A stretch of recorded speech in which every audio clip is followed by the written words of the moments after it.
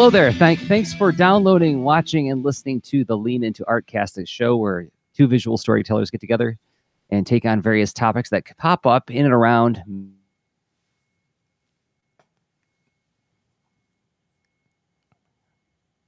teaching artist. The other host is Hey, I'm Rob Stenzinger, a user experience and game designer.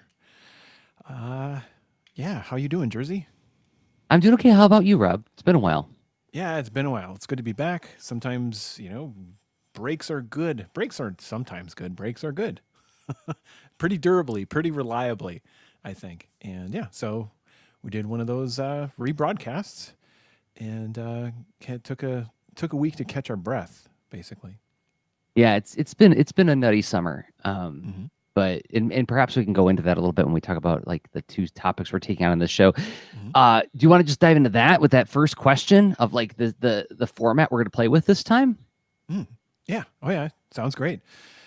Let's do this. Oh, should I hit the music? Okay. I don't. It's all. Who knows? Like there could be new music, could be no music. It's all fine. Or it could be that music. Fine. All right, it's the stuff that happens with the dancing. And so we're already in. Like for those who are new to the show, this is the way we do. We have two sections, and usually we start out with like a hands-on sort of like what does the topic look like when we're engaging with it. And then the second half is usually us backing up and thinking more abstractly about the topic. But this time we're just going to try two different kind of interrelated topics in two different sections, right? Oh yeah, I mean I think we can find a meaningful way to relate just about any two topics. But Are you saying we're good at rationalizing, Rob? oh yeah, rationalizing. We've got this. we can weave some kind of story that goes from how we're concerned about. Let's see. How about doing yard work safely so we're ready to work at the art desk or whatever, and then planning retirement as a I don't know. Not that we would cover either topic, but I bet we can connect those together because for our 300th episode, let's do something like that where we have like a potpourri that the leaners just throw at us, and we have to try to find the interrelated the connection points between those things. Yeah, connect these dots. Well, okay, all right, that'd be good. Fair challenge, yeah. So we're it's summertime at the time of this recording, and for a lot of people, not all, but a lot, and also it's only summertime on half of the globe, we should say, to be fair. The part that we're standing on is summertime, and to be again very broad, this tends to be a time where a lot of people do traveling trips, some kind of vacation with family. In my case, it's a lot of travel relating to the book that came out in June that my wife Ann and I worked on. But either way, convention season, like if you're a cartoonist, IO happened recently in Minneapolis. We talked about a few episodes ago. Summertime is filled with all these different kinds of very relaxing or intense activities that usually disrupt your weekly workflow, right? For better or worse, usually, hopefully for better. Which leads to the question, how do you maintain, whatever projects you have going on while this kind of relaxing is going on? So first, how do you relax? Then how do you maintain? Did I summarize that effectively, or do you have anything to add to that, Rob? Yeah, I think that's how we're connecting these two. And I think there's kind of the bonus is that this whole how do you relax and what are you doing right now? I think that really works pretty much any season. Yeah. So we might experiment with this format from time to time where we have sort of like some angle on lifestyle stuff during the first part of the show and then hit a question in the second part of the show that we'll likely find a way to rationalize the bridge, but weak or strong as that bridge may be, it's kind of an interesting thing to just sort of like connect with what we have going on in that in this case that summertime question, but that might be an interesting format because we're always doing some kind of enrichment, some kind of relaxing lifestyle, sustaining thing, what have you, right? So Hmm. yeah, maybe we'll take another swing at this format in the future. But as far as the format mentioned that you shared earlier, but then for today specific, yeah, I think that frames it up super well. Where there is like there's a shift. So it's like if your household, if you have children or whatnot, it's like now their day to day. If they're school age, it's somehow things are shifted automatically there because most most schools have a summertime different schedule. It's off or what have you. And so, how are you managing those things? And what kind of activities? And also, I think there's another. Um, you know, you can be in the northern hemisphere a little bit extra far away from the equator, and then you have this puzzle of summer creates this scarce resource situation of it's a kind of weather that and kind of set of activities that it changes like what you can do for leisure or adventure and the kind of experiences you can have because like for where I live, there aren't giant snowdrifts outside my door, and it's easy to walk outside without like my skin freezing off or whatever. Um, that's kind of nice. And so what might that lead to? And it's like, well, taking walks more, um, remembering to wear sunblock, and all that kind of stuff. Uh, and I like, was talking with somebody recently about how I came up to visit you in Minneapolis in January, and they made this blinky face, like, wait, did you say January? Why did you go up there in January? And I was like, yeah, it's as bad as they say. yeah, it's a cold place, and honestly, whether you tolerate or thrive in that winter season, things are different. It's summer, and like that's something to either deal with or tolerate now. Because I know folks who actually prefer the winter, and tough it out in the summer. And I think as my number of summers and winters adds up on my odometer, I actually like the summer more and more. Yeah. So yeah, I try to make sure that I'm experiencing it, even if it's like I have an errand to run. I'll make sure I do it like on a bike or my little motor scooter, and just sort of take the long way to the grocery Mhm. store and just appreciate it. Uh, that's I, I not to pass again. It's not for everybody or whatnot, but yeah, for me, it's it warms me emotionally also to Mhm. get out there and This is something that's really changed in me in the last, I want to say, 3 to 4 years, is that I absolutely love going places on my bike. I like doing my business on my bike. mm, And when I was in, and I don't think this is necessarily a function of age. Maybe it's a changing perspective. I don't know. I haven't really pinned down where this came from, but I do know that like 7 years ago, 8 years ago, I was almost proud of the fact that cartooning was such a sedentary endeavor. It's like I hate going outside. I hate exercising. I like going camping every once in a while, but only for a little while, because like there's only so much of being outside that I can handle. Um, but now it's like I get really bummed out when it's like too hot to cycle someplace. When it's like there's like a air index, or what do they call that? Like the heat index and air quality warning. It's like, yeah, don't yeah. go outside and exercise too much. I'm like, oh, rats. Um, but there's something like you were saying, like this, it slows you down just enough to like enjoy your surroundings a little bit while you're also doing your business. And you have it's well trodden kinds of things, but it's nice to have a different experience just from the stimulus and like how you feed your brain and what are you um, your experiences end up feeding your art and whatnot. And that difference, I think, is a for me personally of huge benefit, even in uh, like posture and just like getting outside and being able to just be, I don't know, be part of it without having to bundle up like I live on the moon. It's kind of nice. And even though I do like those treks as well, there's something amazing about going for a walk in the winter and the kind of stillness and what the atmosphere feels like is vastly different. And well, that's kind of neat to experience as well, where like you've experienced this, right? Where you're walking on, like, maybe it's a sidewalk and it's not too icy and whatnot, but like it's got fairly fresh snow and it's all crunchy, and just Mhm. the kind of the acoustics in the world, the entire world around you, uh, it's The like sound just less stops. echoey. Yeah. Yeah, the sound just like stops dead, like within a couple of feet of you, and it really makes the world seem bigger and smaller at the same time. Mm. Not to be too poetic about it, but you know, like you see all the way to the horizon, everything's very vast, and it's all just caked in white. But then like all the sound is like very very immediate to you.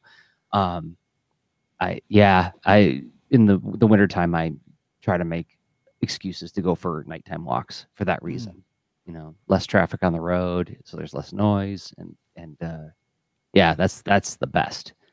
Um, And yet but summer has the opposite effect, where it's like this warm blanket of like, and even where I know there are hotter places and whatnot, but like I live in a very temperate region, so it gets actually quite hot in the summer, and so we I get to experience some extreme differences, and you're squished in this blanket of life in when you're walking around in summer, where it's like the air is like breathing soup sometimes, so no, thick. yeah, yeah, for sure. No, no, and those are the days where if and when I run, it's on the treadmill, which gets to one of my Right. watching lists. So we're talking about Okay. playing right now, playing in terms of like Yeah. playing outside, right? Do Hmm. you have anything else that you wanted to add to playing outside?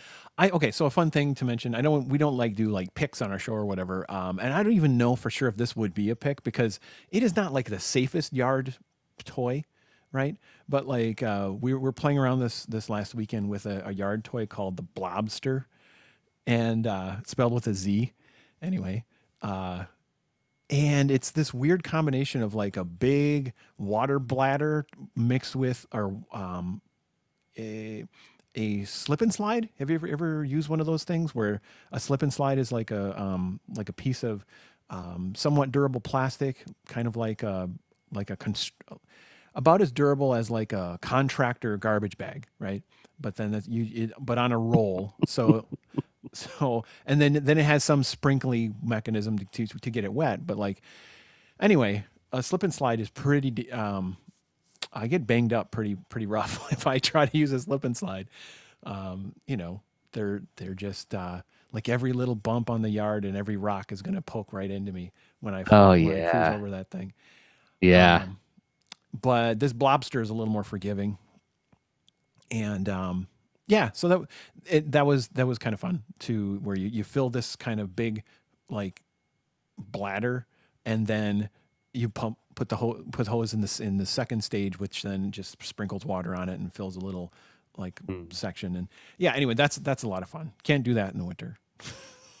No, no, you can't. Uh, I have a feeling that your kids when they're using it, their little lightweight bodies are gonna use it a lot more effectively than us bigger dudes are gonna be doing on that thing. Totally, but that Blobster is pretty sturdy. Where it's like even the a larger person is able to it like holds you up. It's like a sturdy enough thing where you don't your feet, if you're standing on the deeper side of it, doesn't quite touch the ground. You're Wow, just standing on the bladder itself. wow, Yeah, it's weird. I don't know how long it'll last or where it's gonna pop or whatever, but like it lasted the weekend and made that's it back great. into storage. So yeah, The Blobster. yeah, Uh, but yeah, yeah, a lot of fun. yeah. No, we had one of those. They had like the slip and slide thing when I was a kid, and yeah, there's on a really hot day, what's better than sliding around in the yard on cold water? Yeah, It's exactly. pretty good. So Uh, anyway, yeah, so that's a good playing outside kind of thing. Yay summer. um, Which I think there's also this theme. Yeah, there's a tension with like, which I think we'll probably follow up on in the next hmm. half as far as the summertime, as far as the year's calendar ticking along and all that stuff, and kind of tensions it puts on our managing our projects. But like, yeah, I mean, there's other things. I mean, sometimes not all, even in the summer, not all play is outside for me. How about you? Uh,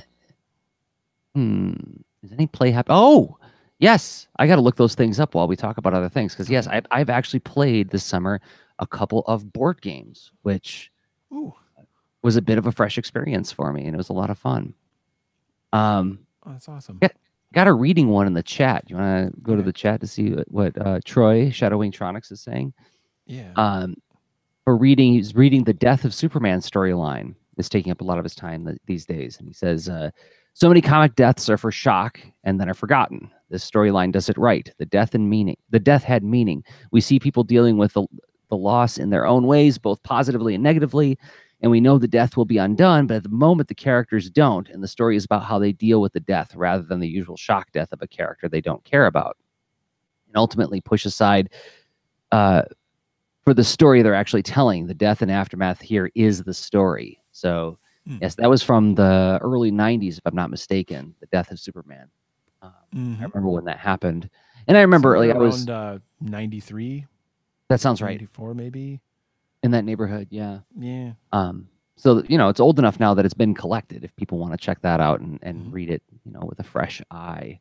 I remember the Man of Steel. It broke out into four different storylines after that. There was Superboy, then there was like a half robot Superman, cyborg Superman, and then there was there was like a Superman with sunglasses.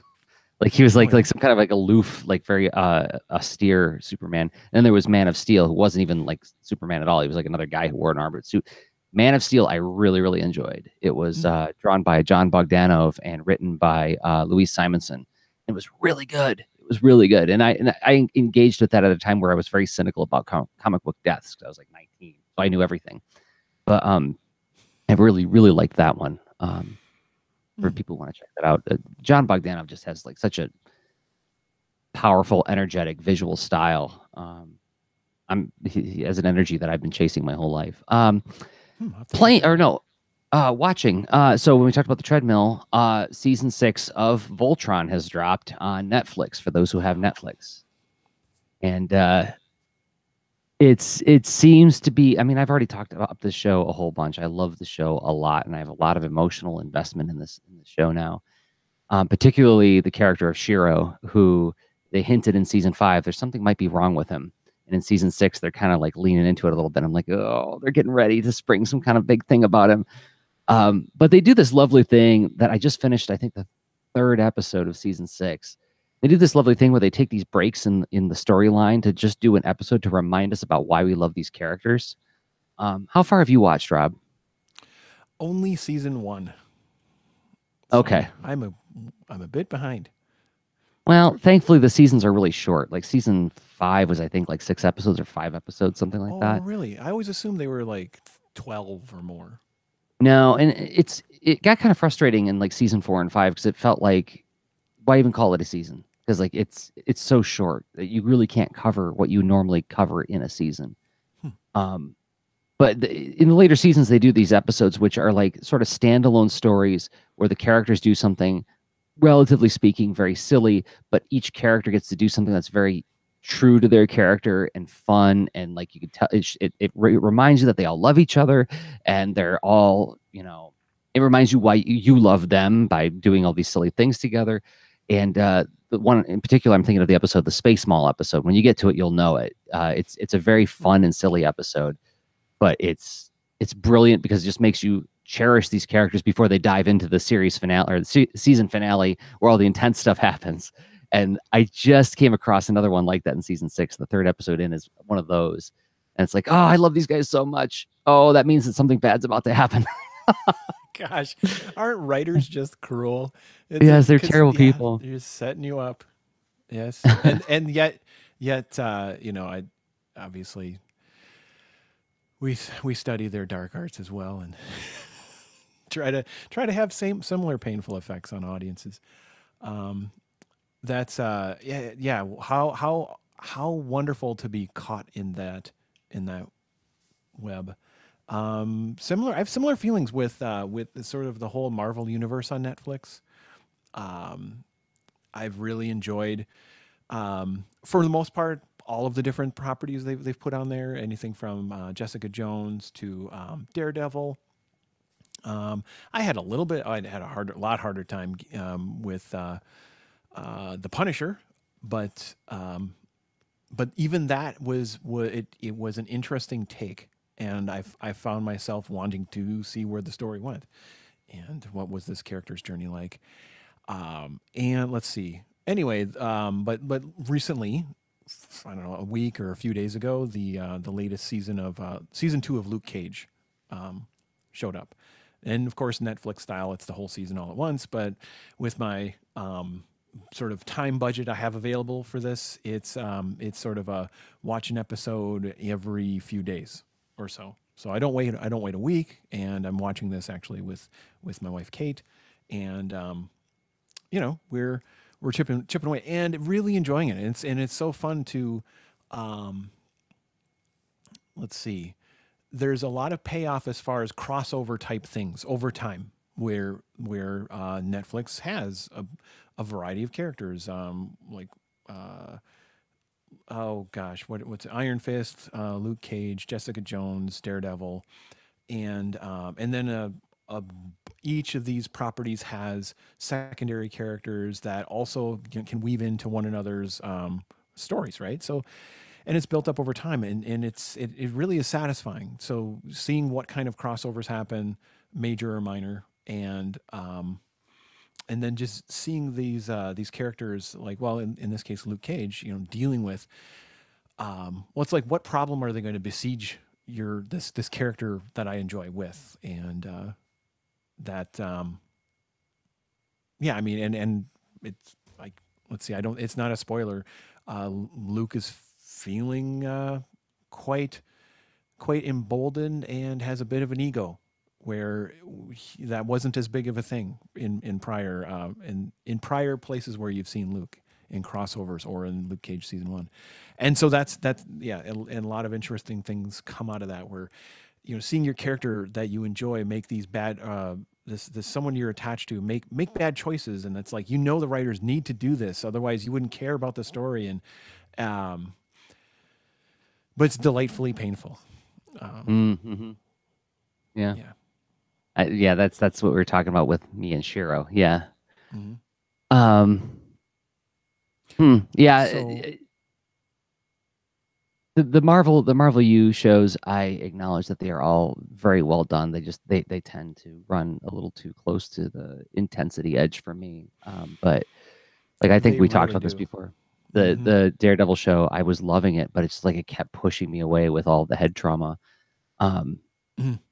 and like, beautifully done, you know, really, really great characters, but it's just like, oh, this is too intense. And so, and I've been told that, like, I would like Luke Cage's character, but I would have probably a lot of trouble with the level of violence that's in the show. Oops.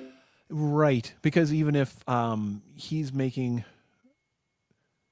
yeah, it's very violent. Like, there's no way to go around it. Like, there, Yeah. it's just, yes, it's very violent. And like, honestly, every single one of those series is very violent.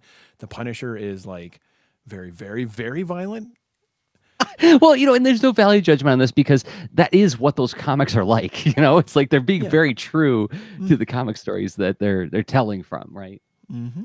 And they really have found a voice to sort of bridge the whole you know, to bridge the mediums, where it has a feeling that feels true to the characters, and yet it is its own thing. And then I just love how they tie over all these other secondary characters. I think it's absolutely wonderful that they're doing the thing that comics do as well, with this just weaving together. Oh, I mean, different perspectives that like someone like one of the lawyers are a pretty easy easy kind of character to pop up in different universes, where lots of property damage and laws get broken, right? And so yeah, you encounter like Foggy quite a bit, and Yeah. that's super fun. And because, you know, he just has he's had his arcs in Daredevil where he grows and stuff, but like, you know, he's still this you know, he's trying to do the right thing, and help out, even when he's in a maybe in a firm that's not all about doing the right thing for Mm. as much as doing the profitable thing. Mm. That kind of it's delightful. So one show I want to mention for sure too is so I'm not like a super fluent even though I do own the 40th anniversary of the Hello Kitty, like that was it was the comic. I always forget this word. It's a word that falls out of my brain so easy. But when Anthology? Anthology, thank you. The word anthology falls out of my brain all the time. But like, there's a Hello Kitty anthology that actually you worked on, right? You put a story Hello in Kitty, there. Hello 40. Hello 40. Biz Media. Yeah. Still, so like kind of the top level Sanrio characters, it's like, okay, I recognize and familiar with them, but like there's other characters, and there's lots of other characters, and there's this one, I guess, called Agritsuko, where this was I happened to be it was a I think we mentioned it on the show where I had a creative marathon time, and I don't remember if I mentioned Agritsuko since then or on the show. One of the things I did to take a break during my creative marathon was just to, okay, I'm going to watch something on Netflix, whatever. It's obviously, it runs the risk of like, I can waste my whole time budget for watching something just by getting stuck in the menu system and being paralyzed by the amount of choices. But instead, what happened is I scrolled by the menu, and all of a sudden the preview played, and it was this little red panda character that is just trying to, she's red panda in her 20s, just trying to get by in the business world, and she like really hates her job, and I'm like, oh, what's wrong, Panda? And then she gets in really frustrating situations, and she manages her big feelings by singing death metal. And I'm like, so then obviously I just hit play, and I was like, okay, this is what I'm going to watch to take a break now. And it's really fun. And I have not finished the season, so I'm not sure how things fare, but there's a lot of tension. She's like, she deals with like super misogynist, sexist characters. She deals with people who are the kind of office personalities who are, you've got lazy people, you've got manipulative people, you've got, buddies. So people that she admires and all. Yeah. She is a fun character to see her deal with her day to day. So I've seen such a wide array of my social circles talk about this show. Both my friends who are like super into cute stuff and my friends who are super into like angry stuff love this show. So I guess I need to try it. Oh yeah, it's a delight. All right, Agritsuko on Netflix. Okay, I want to go to one of my playing ones, and then I want to read another one from the chat. So I played this game a few weeks ago with our buddy Jesse. It's a game called Mysterium, and it's a tabletop game. What would you call that? Board game, right? Yeah. And I mean, I am a big fan of like murder mystery shows like Miss Marple, like Poirot, even Columbo, Perry Mason, and this is that kind of like old house, like Clue, like basically take the old Parker Brothers game Clue, but you're in this old house, but instead of playing suspects, you're playing different psychics. Like you get like you draw a card and like, okay, well, you're this kind of psychic and that kind of psychic. Like you're a person who reads tarot cards or versus a person who like can commune with the dead kind of thing. And so all the different players are psychics trying to solve this murder mystery from a long time ago. So it's not like a recent one. This is like an old murder mystery. And the game master plays a spirit who can communicate with all the different players, but only through imagery. And so the spirit player pulls these different cards with different like various weird dreamlike images. They're making associations with those images that you are supposed to infer to deduce in a series of rounds who is the murderer or who was the murderer. Mm. And there's a lot of like talking out and deducing amongst the different psychics as to like what these different things possibly could mean. Um, Are the psychics playing collaboratively? yes, it's collaborative. And as a matter of fact, the Oh, only way to win is to come to a consensus. that's pretty So, cool. yeah, yeah. So like if you guys can't agree and if you all don't vote on the same thing and if you aren't all right, you just lose and then the mystery is left unsolved. So So I had a and lot of fun. Yeah. yeah, that sounds pretty great. It uh, are there a lot of visual symbols in the game? Yeah, so like you might get a card. I'm it's been a couple weeks since I played it and a lot's happened since then. So allow Mm. me to like to the best of my memory, it could be something like you see a river and some butterflies, a tree branch, and maybe a sheet hanging from a tree branch. Mm. Something like as vague as that. It's like, okay, well, what is the thing? And then like, okay, well, the next round you get another vision card, and like this vision card has like uh a preponderance of blue and maybe a little splash of white. Oh, so is it the sheet hanging from the tree that I should be using as my visual clue? Is the blueness of the river and the blueness on this card, right? So you there's like multiple points of connection you could be making. So it's literally like you're having visions given to you from beyond, and you have to infer based on the imagery within the visions and the multiple visions to see like put together who did what with where. And there's like different, weapons that were used in different rooms. So just like in Clue, you have like, like the candlestick in the parlor, but instead of getting like real clues like Columbo would, you're being given visions by this silent spirit. Mm. Oh, that sounds super fun. I love the collaborative games, like the genre of games where it's sort of like this group of people against a force, like a big challenging force, and then Mm-hmm. the mechanisms of play allow you to just yeah work together. I love that.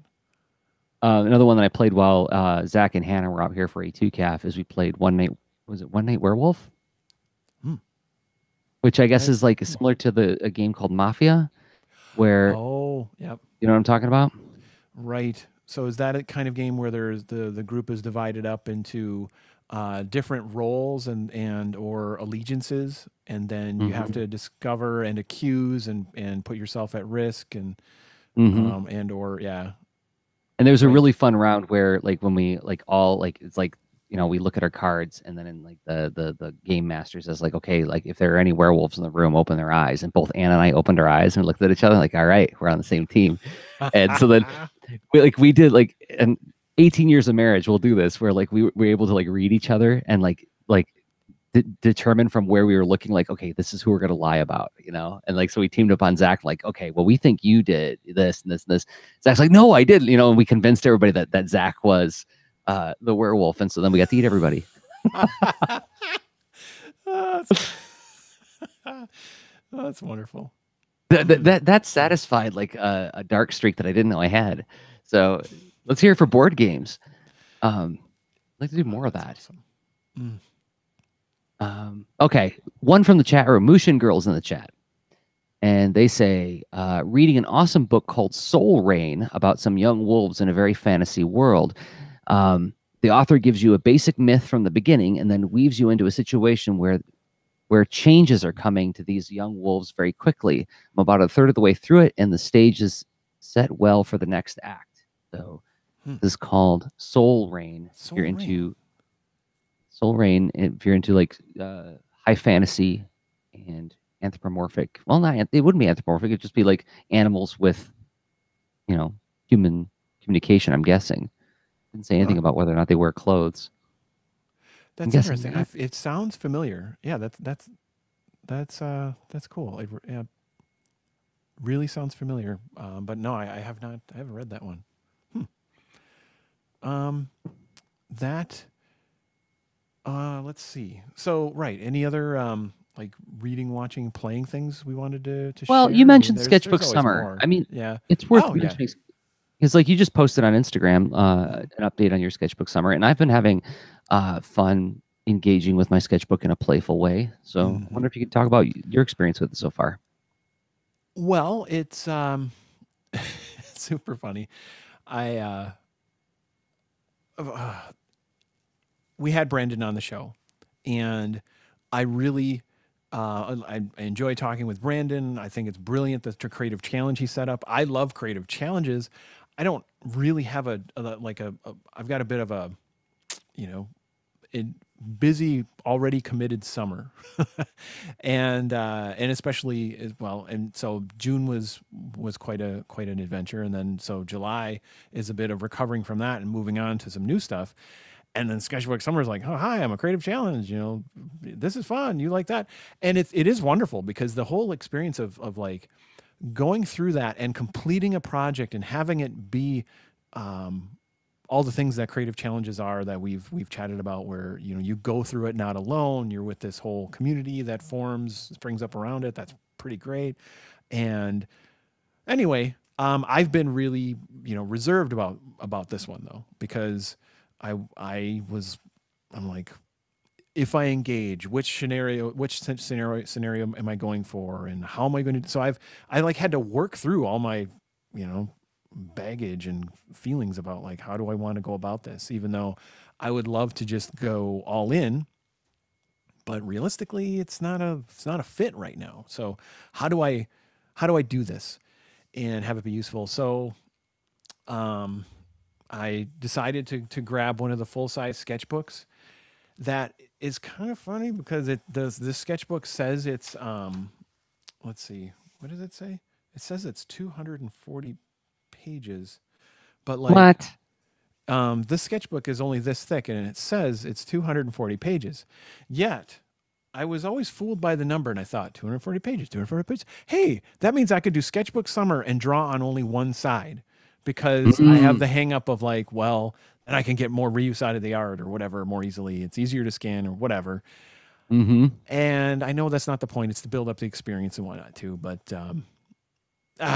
you know, I have these other issues of thinking like, I'm going to get more out of the experience by having the art be possibly able, whatever. But then I physically counted the pages, and I'm like, wait a minute, there's 240 sides to 120 pages, right? So if this Okay. were a book from, you know, sitting on the library shelf, okay, it's 240 pages, but it's 120 whatever. sheets. Yeah, exactly. Okay. So anyway, so I threw out that. I was like, okay, fine, I'll do it. And I decided to and I've got a couple of little things I want to figure out and practice. And it's been fun to just, with the time budget I have, to do a little extra practice and see what happens. Because I decided it's unknowable for me to know what exactly is going to come out of it as I decide what to practice each time I open up the sketchbook and what have you. So it's totally less about, I know a finish line I'm going to go for no matter what. Ideally, I would want to participate in that way, but that's not going to work. So I'm like, well, I think I'm just going to keep at this sketchbook until I finish it. And I don't know when it's going to happen, when I'll be finished. It's probably not going to be July. So that's all. And so it's like going through that and then deciding that I'm probably just going to use a pen. Like one of my either a like felt tip is commonly what I use, but I've been using sort of a small, somewhat sturdy tipped brush pen. I'm trying to look for what it is. Is it what brand is this? And it's not in English. This is a Pilot. So I've been using back and forth between like a Pilot and a Kuretake brush pen. So and I basically got a little sample pack from it's like sample pack number 2 from brush pen or from jetpens.com. Depends. Yeah. And so that's been fun.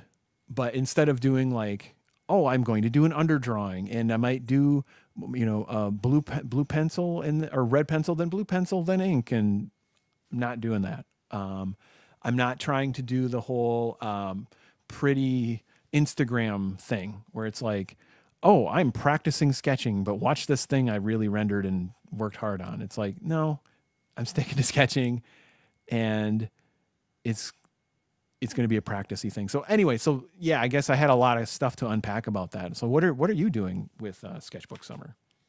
No, well, I want to read some more input from the chat. Mushin Girl says, I'm so behind for Sketchbook Summer. You and me both. I'm only like 5 or 6 pages in.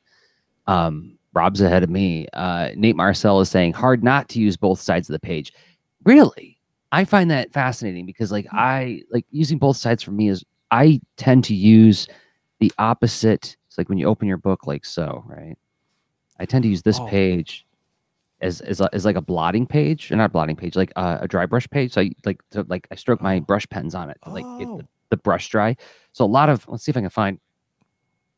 How interesting, because I end up, because when I write right-handed, so I find the whole the sturdiness and flatness of the page on the right is always what I want to work on. It's like the prime real estate that Mhm. feels great to draw on, where the other page is like it's floppy and not as satisfying or supported. Mm. Because yeah, so I always love to draw on the right page, but not as much as Yeah, on the see, left page. I do a lot of this when I'm sketching in my sketchbook. Is like so Oh, like horizontal. well, not just horizontal, Nice. but like I mean, if I'm looking at the book like so, right? Yeah. Like if this is the page I'm drawing on, because this is like the side that's like on the Yeah. hard back, I dry off my brush using this page. I do a lot of that, Hmm. but now that I'm looking through it, actually, no. See, a lot of times I don't use that page. I only use one side. Hmm. Um, but I guess when I'm no, I'm looking through this and I'm seeing mostly if that page gets used, it's only for that. Hmm. Um, anyway, yeah, I just see there's another one where it's like drawing on one side, the other side is just for drying out my brush. Right. Um, uh, Yeah. And so yeah, getting some reactions in the chat. Um, yeah, and it's sort of like as far as why would it be better to do either, to draw on both sides means you're being less precious about creating a finished product with this because the creating a finished product influences the practice. And I think it puts you on a path to be likely less experimental and and less, I don't honestly, rudimentary. So like you may be practicing your process to do your somewhere in the range of your best work, right? And that may not be a great way to develop new skills and try new things. So being less precious is actually is a very freeing thing.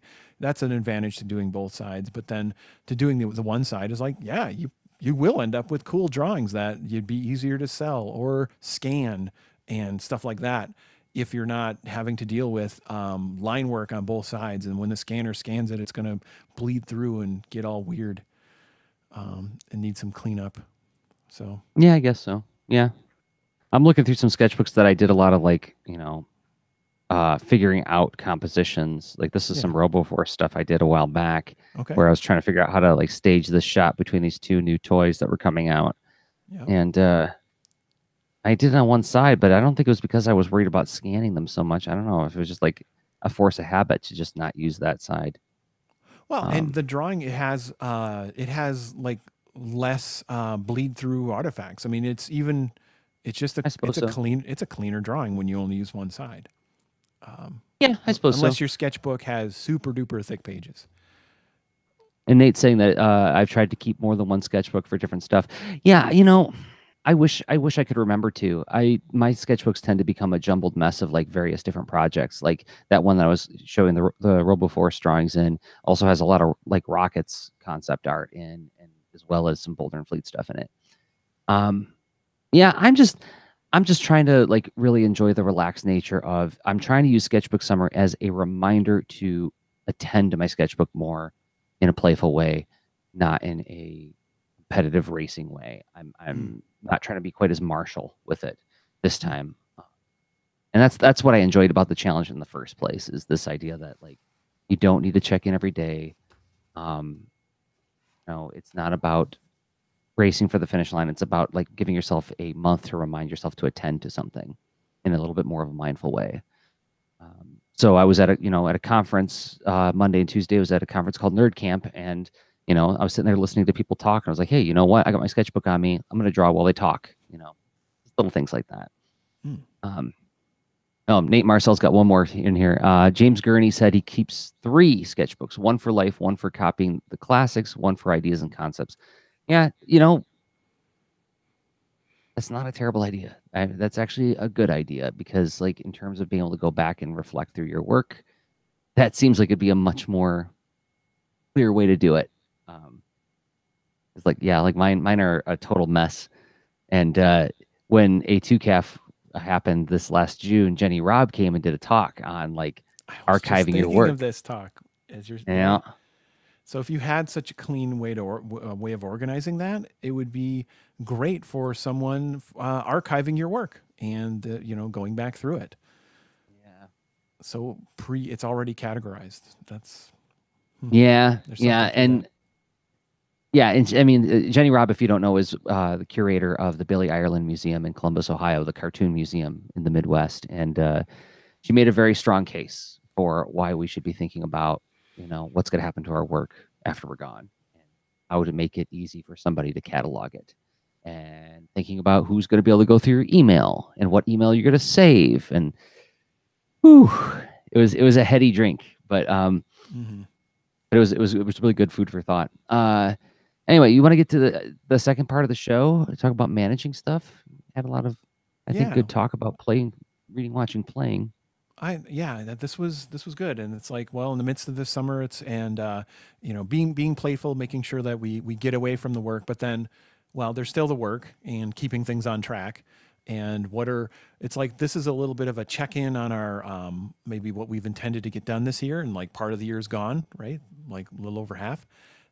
What is what's going on with that, and also just keeping stuff moving along. Okay, cool. What are we doing to track?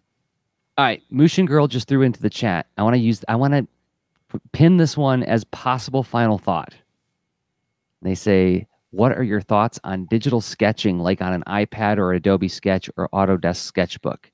I have been thinking about this recently because I saw something that Ray Frendon shared that I thought was a really interesting idea, which we'll talk about possibly as a final thought. We'll fit it in someplace, but I don't want to let that one fall away. But we got to take a break to thank some people who make this show possible. Take about 1 minute and 30 seconds. We'll come back and talk about managing ongoing projects. Before we do that, let's thank some people who make the show possible. Those people happen to be the folks who support us on Patreon. Patreon.com/leanintoart is the website. What is it? It's a way for you to give us a monthly upvote, a way for you to say, I believe in Rob and Jerzy, I believe in the work they do, and I want to contribute $1 a month or more to help make their show sustainable. Let's thank 5 people who've been doing exactly that. Hey, Nate Marcel. He's top of our list. Thank you, Nate, for believing in us and what we do. Next up is Brandon Dayton. You can find Brandon on Twitter at Brandon Dayton, one of the co-originators of Sketchbook Summer. Thank you, Brandon. Dejusan. Dejusan you can find on Twitter at DEEJUUSAN. Brilliant artist.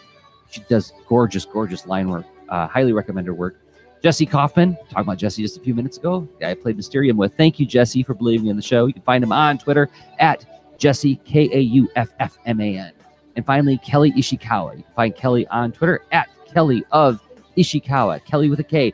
And you can join them at patreon.com/leanintoart, where you will find all the shows we produce, as well as the extra leans, the shows we record only for people who support us on Patreon. It's usually Rob and I just riffing live on a topic, and then those posts become an open mic post where you can talk about whatever you want in a safe place with your fellow leaners. And once again, that website is patreon.com/leanintoart. We thank everybody who's been supporting us there. It means a lot to us. It really does. Thank you.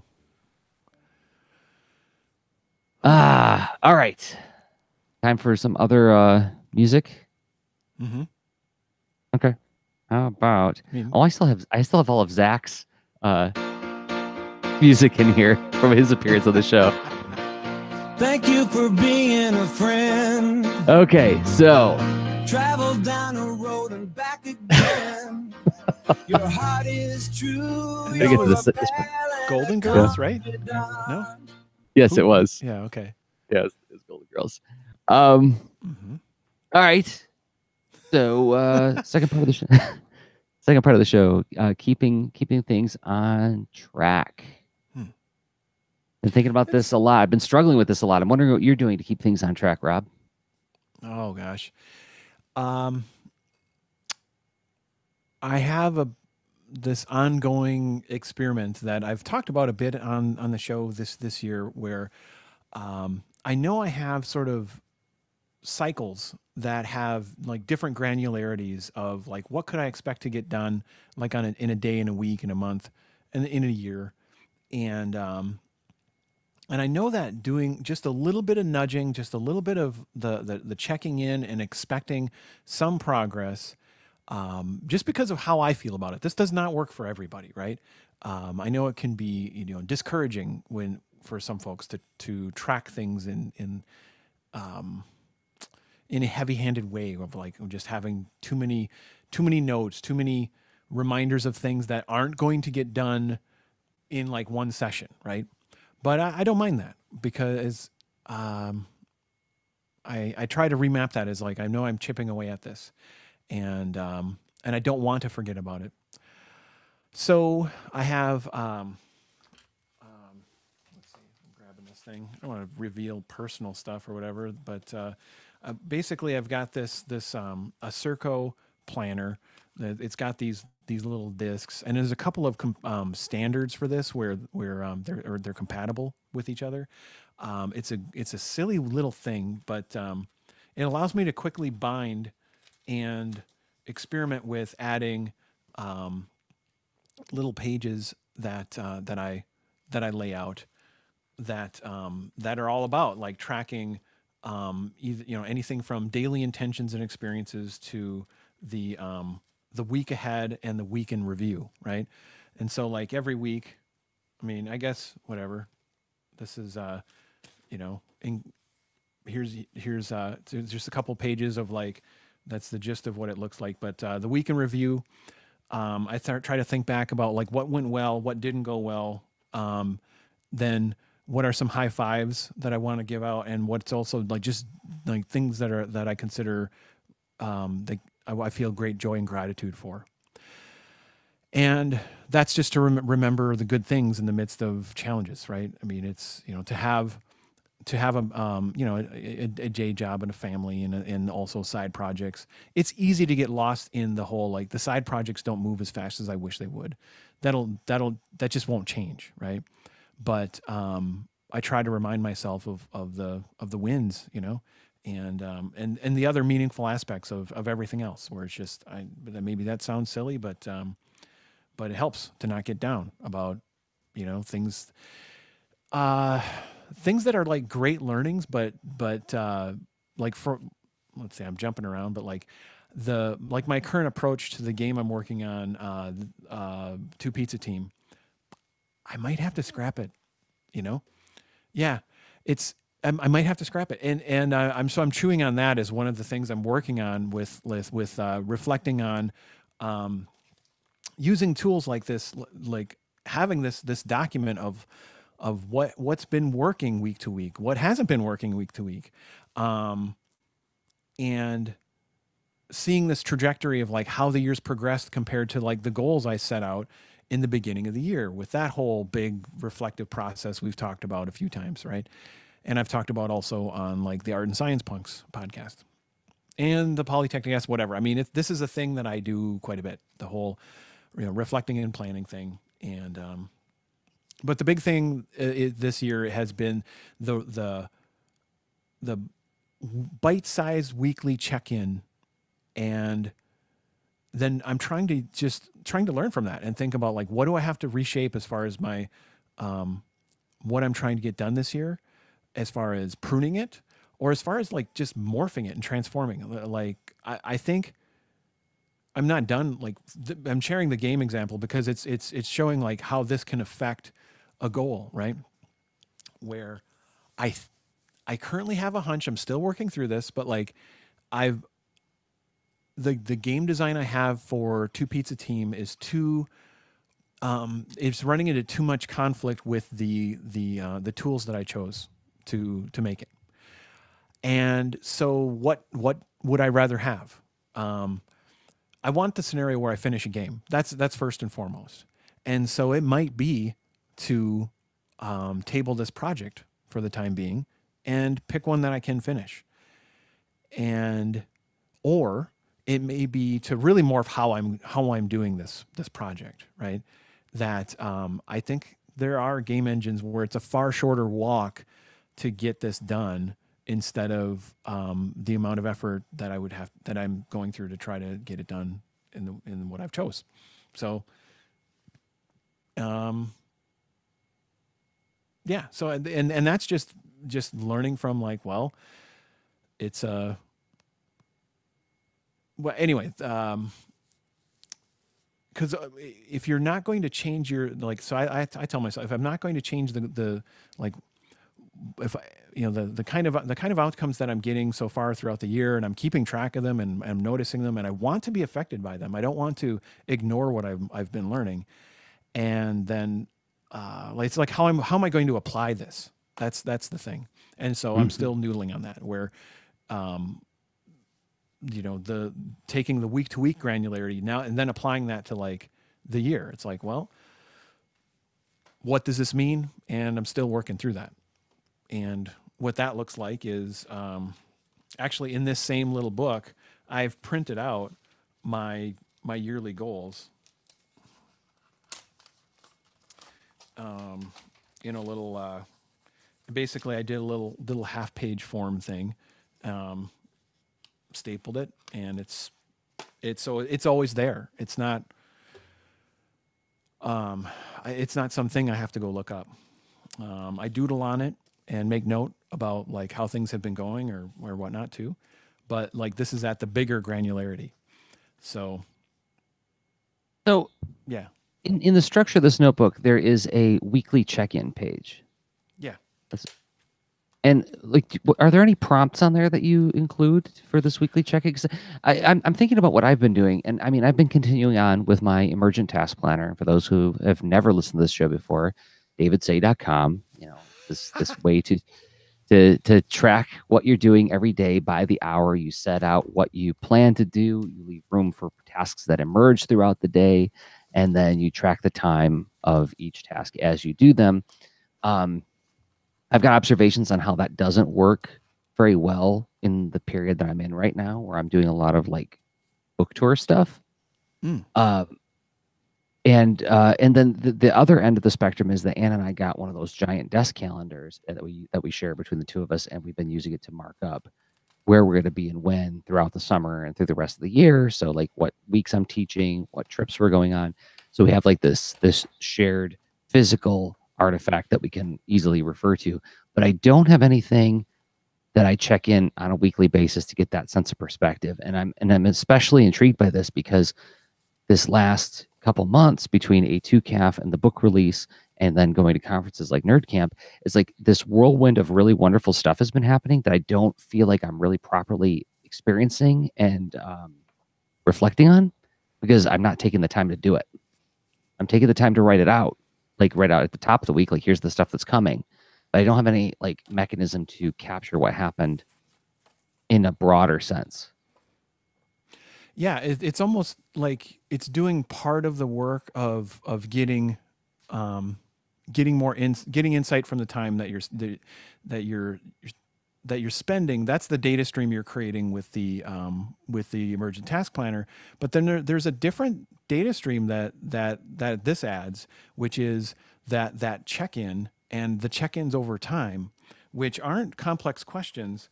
But let's see, where are the, yeah. So the questions are they're not questions. They're 4 lists. And so it's just a matter of adding things to one of these 4 lists or all of them, right? Which is, I have a went well list. I have a didn't go well list, a high fives list, and a joy and gratitude list. And so it's just add stuff to lists. And then over time, you've got that's a weekly check-in. You have a series of these weekly check-ins. And now that's a different stream of data you can mine, not just like, so you have your day-to-day already, right? And then that's awesome. But then this is the more of that, what would you say? It's like it's a perspective and a different angle than the tactics of a day for granularity, right? Right. Yeah, that's the difference between strategy and tactics, right? Right. Like the day-to-day planner is like, okay, how am I reacting to what needs to be done versus what my inbox is telling me or what the phone is telling me. And there's like a strategic bit at the beginning of my week because I have like a page in my ETP. I draw my own, which we talked about with David Say. I have a page that is sort of like a holding tank of everything that needs to get done this week. Like, so Sundays, I have like this strategy meeting with myself saying like, okay, here are the pages of comics that need to be done. Here are the classes I have to teach. I have a section where I put like, okay, the next lead into art happens on Thursday. Here's the days where I want to, do exercise and self-care. Here are like any other personal appointments that I have. Oh, got an appointment for the car to get repaired, got an appointment for Maggie to get checked up on, that kind of stuff. And those are all color coded. And then I populate the ETP throughout the week with all those things that are scheduled. And then as each day happens at the top of the day, I'm like, okay, well, what can I do today? But I don't have, and each day I have a little area where I say like, what good happened? A prompt to say like, okay, reflect on whatever good happened, whatever good I did or whatever good happened to me, just anything that is a positive reflection on that day. Hold that here. So I have a daily tank for that, which is usually like a sentence here, a sentence there. But what I don't have is a weekly review. So that I think needs to get added to mine. I have a list of helpful like planning notes and habits too that I keep in there, and this is a document I've been editing throughout the year, where there's sort of frequencies, granularity is kind of like what I was talking about. So there's a weekly, monthly list, there's a frequently list, a whenever list, and a daily list, and these aren't intended to be robotically executed, but they're meant to. This is a quick reference of like when I feel like just groaning at the sky. I'm like, whoa, what's going? When's this going to get done? How do I feel about boy, I wish this would be done sooner. Whatever, I don't know. And I'm like, maybe it's time to get some perspective. And which of these do I want to tap into to get a little perspective? Like this could be when I'm doing my weekly planning and I want to do a little extra. And so I may notice like on my list of daily reminders, it's like maybe I haven't posted something publicly recently.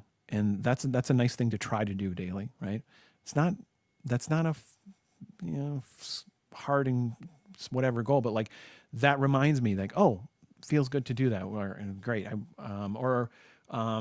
Daily, I like to journal or draw or purposefully putter.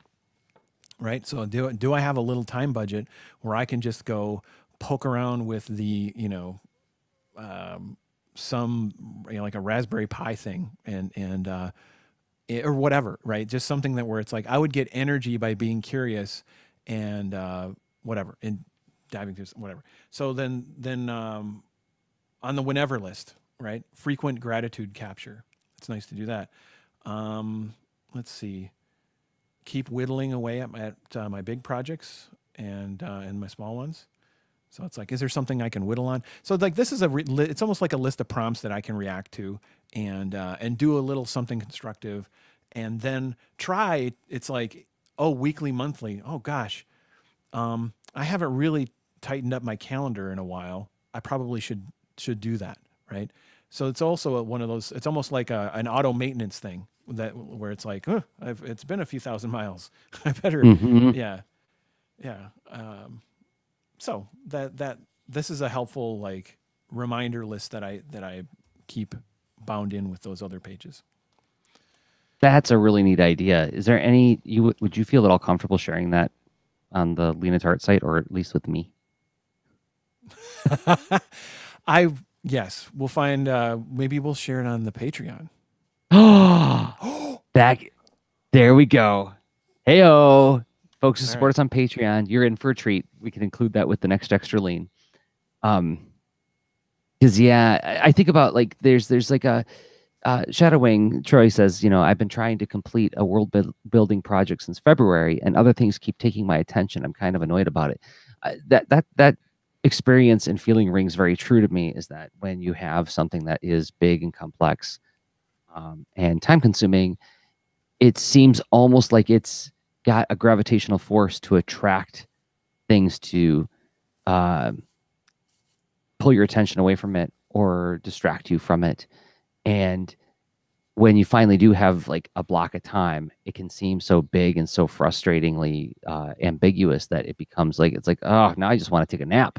I don't even want to think about this right now, you know. And I think like those prompts you described, Rob, would be a really great way to say like, is it better like this or is it better like this? Like when you're getting your eyes checked, like, well, do you want to do this or do you want to do that with it? Do you want to share something daily, a little bit of progress on it, or do you want to do one of these other check-ins with it as a way to find that quick inroad to working on a big ambiguous thing again? Totally. And then another thing is there's like two other stages to this too. That we're like there's probably a better system to share the like the stuff that we're sharing in this section of the podcast, but it's sort of like this is like work in progress, both sharing like how we're keeping track, but like not in a clear teach this methodology kind of thing, right? Because I'm figuring out a new process that's working for me that I probably could unbox in a more constructive way for other people to benefit from. But maybe some tidbits are still useful in the midst of all this. But like two things that are standing out where I'm like, okay, one of the things I find useful is just being in the mode of, using the different granularities, useful. So you mentioned the day-to-day or the week-to-week. You could use one or both.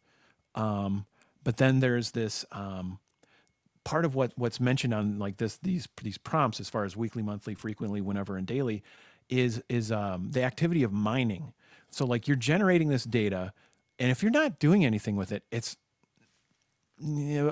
of probably less value, right? It's not of no value. You're carrying some things with you. You're making more connections in your brain with some of this stuff. Yeah, okay, right. So it could be easier to recall, whatever. But there's a little I think that there's more value in it when it becomes this. When I think of mining, it's like you're literally creating this vein of gold behind you, and then if you aren't ever looking back at it or digging through it and digging it out from where it lies, you're not going to benefit from it as much. So digging through it and then capturing the insights that happen from digging through it, right?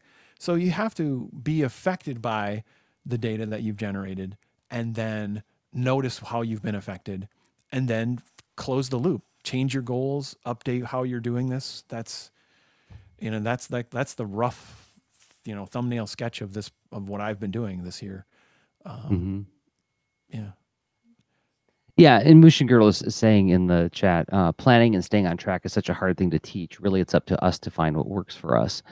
Like a Jeet Kune Do of organization and planning. I'm not sure what that refers to. So Jeet Kune Do is the martial art that Bruce Lee created. Okay.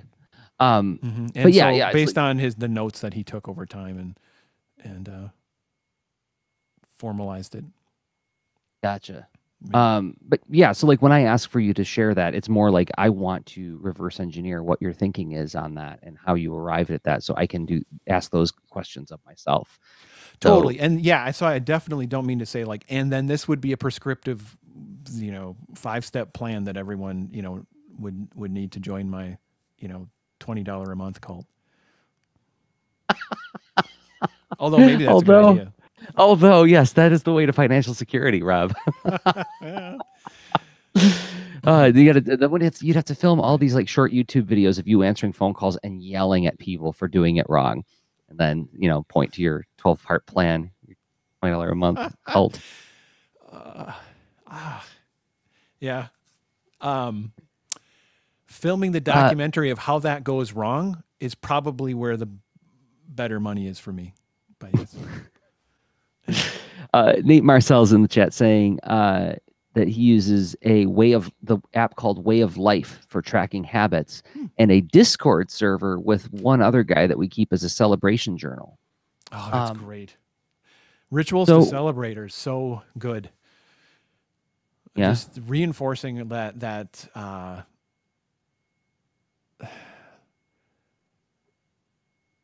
I mean, it's easy to get lost when you're working on a slog of sort of these small efforts incrementally build over time.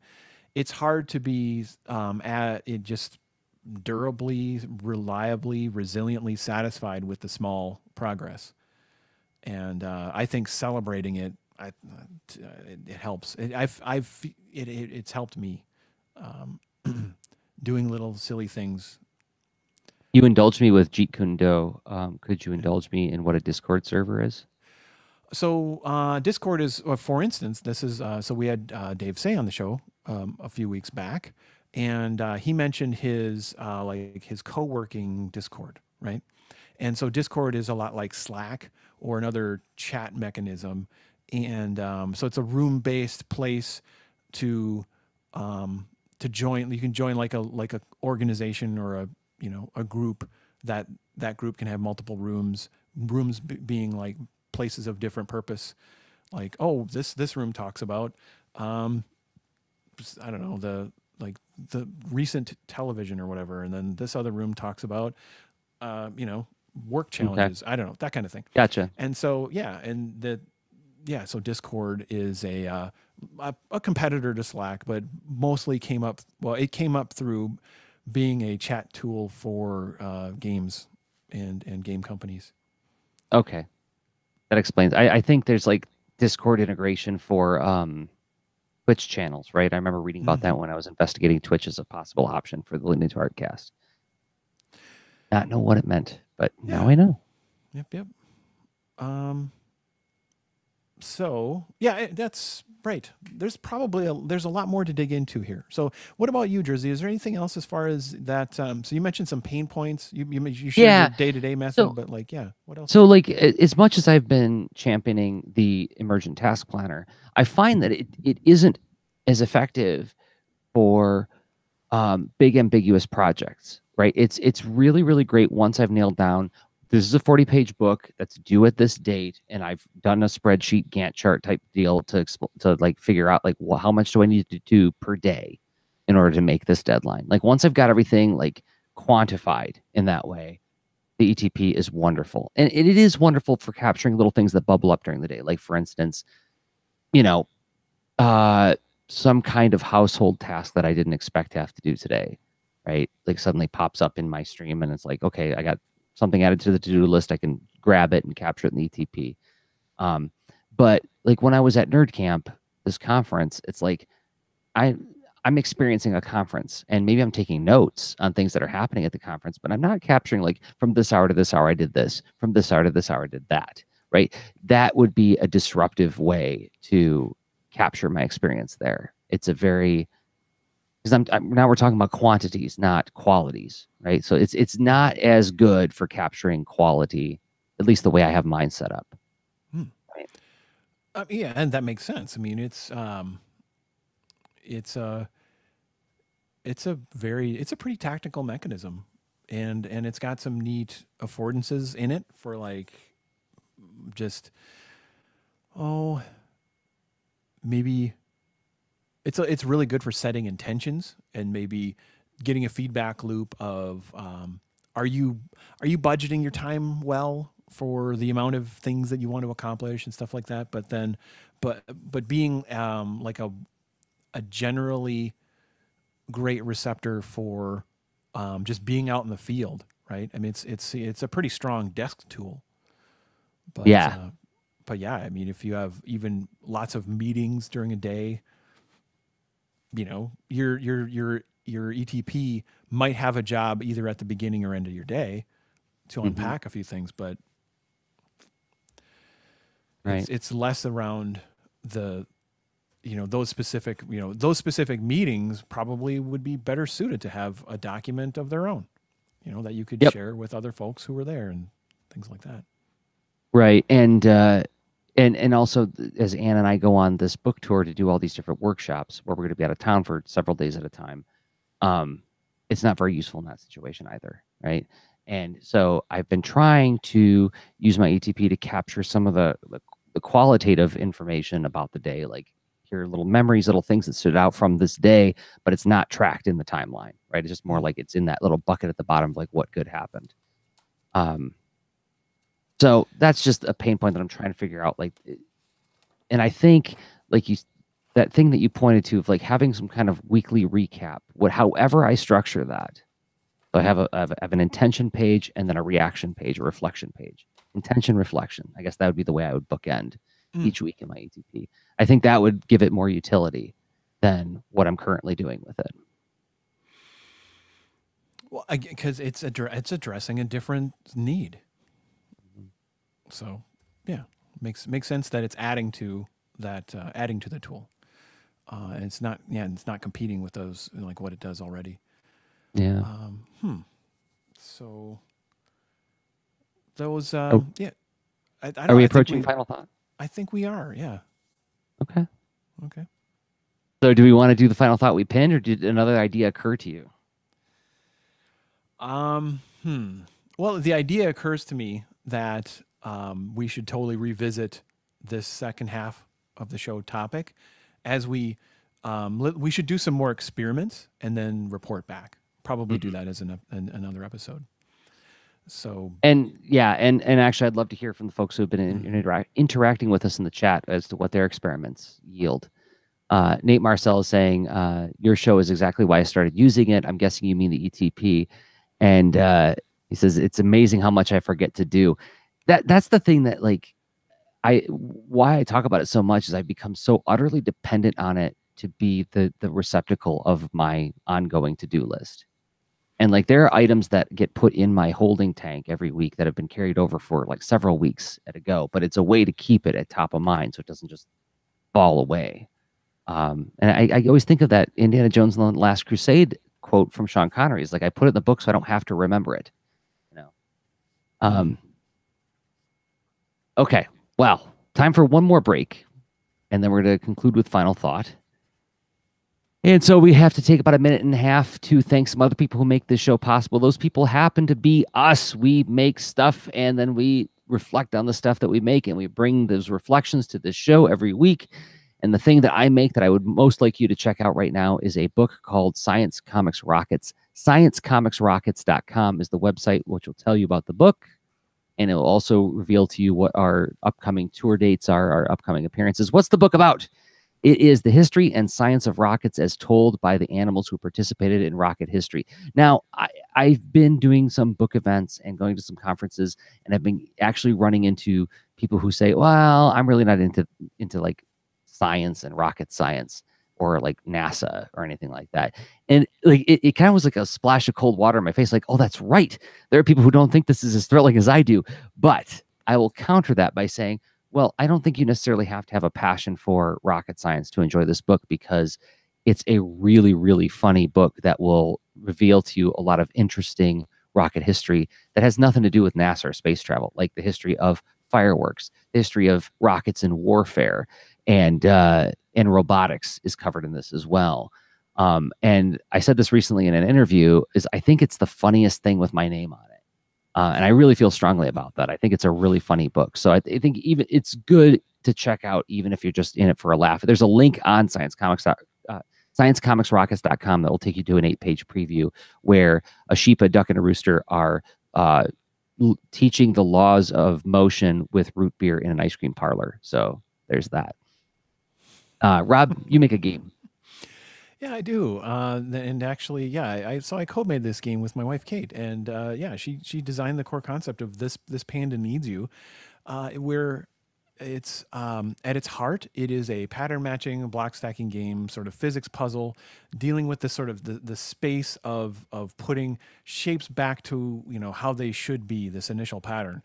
Well, and that's that's fine and all, but that sounds kind of clinical. But the heart of it comes in when there's a panda that is minded, walking through a pleasant bamboo forest with these cool shapes that are all stacked up. Everything's great. Then a cloud comes along, nothing personal, but it knocks all the shapes all around.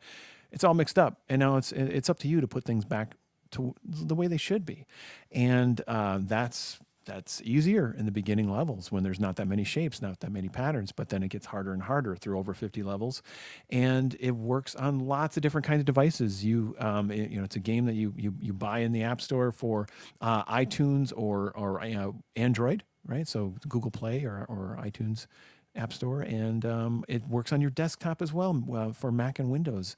And that for that version, you go to itch.io and search for This Panda Needs You. And if you want to learn a little more about it, you can go to this-panda.com. And if you have purchased the game, a great thing you could do is give it a review wherever you purchase it, or tell a friend about it. That'd be a great thing to do as well.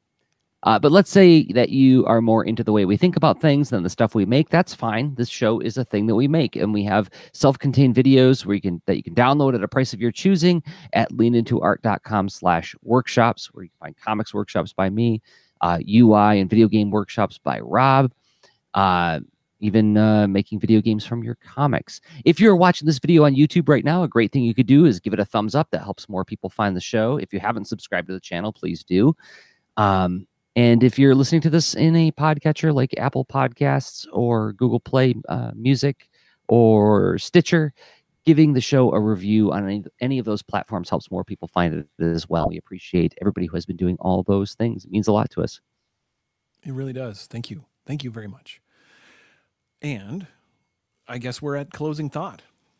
We're at closing thought. And yeah. So we had one that was it was Mushin Girl? Mushin Girl. That asked this? Yeah. Asked earlier. Let me see if I can back up to that. I pasted it in the show notes. Oh, did you? Oh, you're so clever. What are your thoughts on digital sketching, like on an iPad, in Adobe Sketch or Autodesk Sketchbook? So that's a big question. But I'm really, you seem to have like you were like, oh yes, a quick. Oh, I just saw something cool the other day. Yeah. Ray Frienden of Frienden.com, who makes a whole bunch of different Clip Studio Paint brushes and Photoshop brushes. Some amazing brushes. Great concept artist. He was showing how he actually has the EX version of Clip Studio Paint for his iPad and his desktop, and he keeps in the EX version you can keep multiple pages. It has like a pagination feature, so you can, instead of just like each file being only one page, you can actually have like a 20-page file. That's one advantage to it, and then you can like export that as like an EPUB, as a PDF, as a variety of different formats. And I think it even has like an impositioning feature where you can like export it as an imposition file, so you can print it through a traditional printer. Don't quote me on that. I remember reading that. I don't have the EX version, but what Ray did made me think twice about whether or not I should upgrade.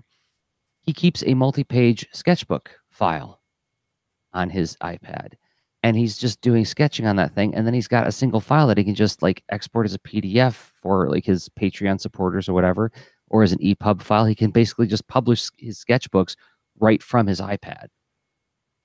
I thought that was a really cool idea. That is pretty cool. So yeah, that's interesting. So you haven't had a chance to try the paginated, because I've owned both versions of Clip Studio Paint and back in the day Manga Studio, because I mean it was when I got into Manga Studio 5 or whatever, it was an amazing sale, right? So I think I ended up getting EX pretty early on, and the pagination stuff is like it's really, it's pretty neat. I mean, it's something that like Photoshop doesn't do for you out of the box. It's yet one more little comic centric thing that adds to how the tool can help you. But I suppose this, if you have like an auto fed scanner, I mean, there's other ways. So in a way, it's like there's a big benefit for like how automated this is, right? Just quickly put that out.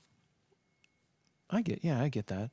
It's in general, like the stepping back about like digital sketching, like we have, before either of us owned like a screen we could sketch on, we longed for them and talked about them on the show, and then eventually got them at different, you bought the, so for years now, I think it started out with the, or somewhere around the, what was that? The Galaxy Tab 10.1 or something like that? By Samsung? Galaxy Note 10.1, yeah. Galaxy Note, there we go.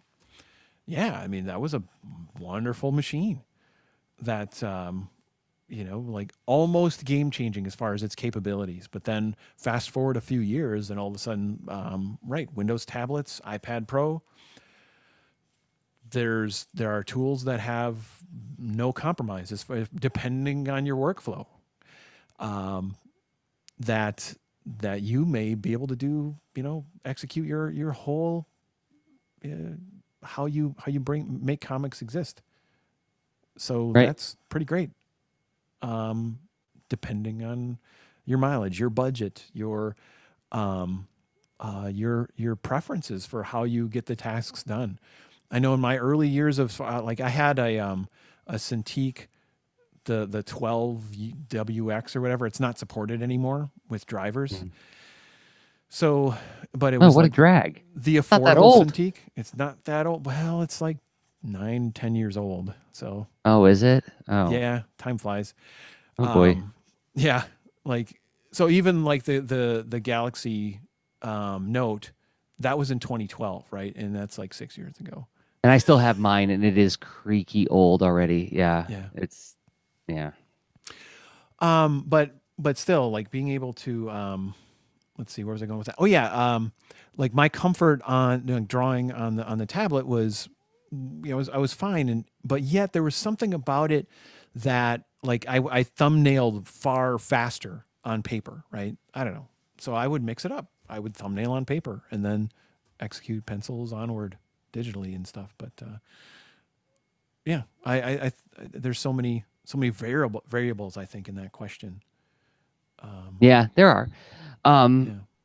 And I mean, part of it boils down to like it iPad, how does that weigh into like a sketchbook weight, right? Like there's that piece of it for me. Like I'm carrying a sketchbook right now for Sketchbook Summer, which it's not insubstantial how much it weighs and adds to my bag. Um, but also I don't know. There's something about like that expediency of like, well, now I just hit export. Now I've got like basically a PDF sketchbook that I don't have to scan anything. I really hate scanning stuff, Rob. I mean, I hate it a lot. See, your workflow, that matters a lot, right? Yeah. Yeah, scanning is, if that's not your bag, then right. I mean, Zach and I did that dinosaur book earlier this year, and I inked on the boards. And like, while I really loved having that artifact of physical paper, like, oh, look, here's 16 pages that I drew. And I was like, oh God, I gotta scan these things now. So I really hate it. And then also, I mean, I got this Galaxy Note phone for that reason as well, as to be like a little pocket sketchbook that like if all else fails, I have this. Problem is apps, right? Like Metabang Paint is pretty good for saving stuff in the cloud, but like organizing all those files into things is like another beast altogether. So I find that I don't use it as much because of that. So anyway, if I were to answer the question, is that yes, I'm intrigued by the idea, and my workflow permits such a use case, but I can see why somebody would not want to. I also have a weakness for wanting to zoom in too much. Like I don't force myself to draw at 100% size, and I think I would be better off if I was thumbnailing and sketching at 100% size digitally. Yeah, that totally is a it's a digital habit trap thing. That I mean, I imagine that's probably less of an issue for you now than it had been in the past. But so like Two Pizza Team was, let's see, it was yeah, from the I did thumbnails on Post-its, but I did everything else from rough pencils onward in Clip Studio Paint on the iPad.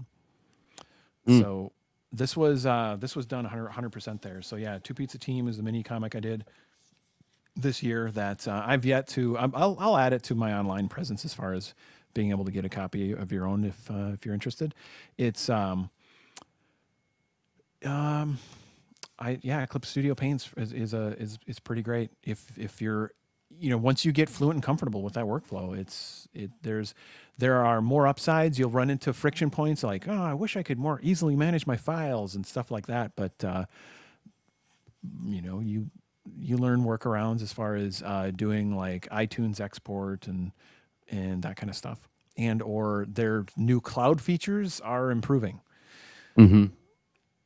One thing that stopped me from using the pagination feature in Clip Studio Paint EX, because like Shadow Wingtronics is saying in the chat that Manga Studio 4 had pagination. Yes, I remember that. I started by learning Manga Studio 4 before it became Clip Studio Paint, and I would have situations where while uploading files to the cloud or like backing them up like through either Dropbox or OneDrive or whatever, a file would get corrupted somehow, and this stab of terror went through me, saying like, "Ooh, if a Manga Studio or Clip Studio Paint file was one big fat file with all that pagination, what happens if that gets corrupted somehow?" I think that it's not though. Yeah, It's not. okay. That's a separate file. So there's Okay. there's a CMC file that is like your comic, right? That is the collection, the pagination data, I would imagine. I have not dug through Gotcha. the inside. But then each individual file is like stored in a subfolder kind of thing. It's parallel. Like no, it's Okay. they exist alongside each other. So there's Okay, they thought of this then. Yeah. All right. Each page is a separate file, just like in other versions of Clip Studio Paint. So I might have to take the plunge and get EX. I don't know.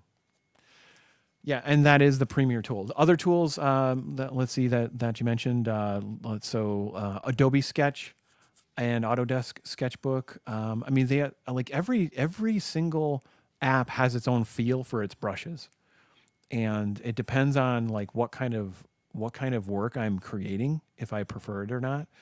And but like the general purpose juggernaut solve almost any problem visually tool is Clip Studio Paint now. Because I mean they took a no holds barred. This is not a customized or a compromised app on mobile, and they're asking a premium for it, but but they're doing something that no one else has done. And Procreate is pretty awesome too. Procreate has other benefits that it's you can just by flipping a switch, it basically creates a speed drawing video of what you're making. Oh yeah, that is really cool. When I see people sharing those are really neat.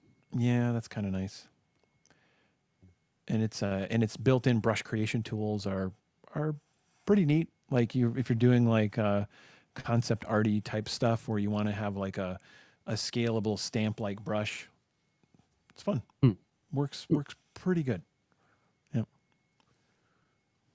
Rob, I think we did a podcast. I think so. That was fun. Like, yeah, interesting variety of spice with that last question too. Like, yeah, almost like yet a third topic. Thank you, Mushin Girl. That was nice. And thanks to Shadow Wingtronics and Nate Marcel in the chat for piping in and sharing different picks and tips throughout this episode. Which is that's the cue to say we record this show every Thursday at 10 p.m. Eastern, 9 p.m. Central. Stream it live on YouTube and then collect it as a podcast at patreon.com/leanintoart. And we'll be back with another one soon. Until then, I've been Jerzy Drozd of leanintoart.com and Jerzy Drozd on Instagram. And I've been Rob Stenzinger of leanintoart.com and Rob Stenzinger on Instagram. Okay, bye.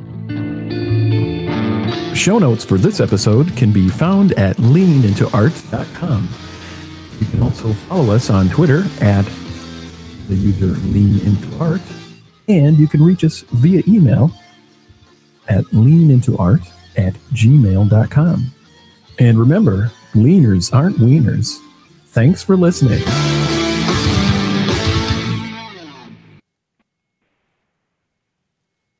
All right, I'm going to shut off the live stream. Thanks for hanging out, everybody. Yay, thank you.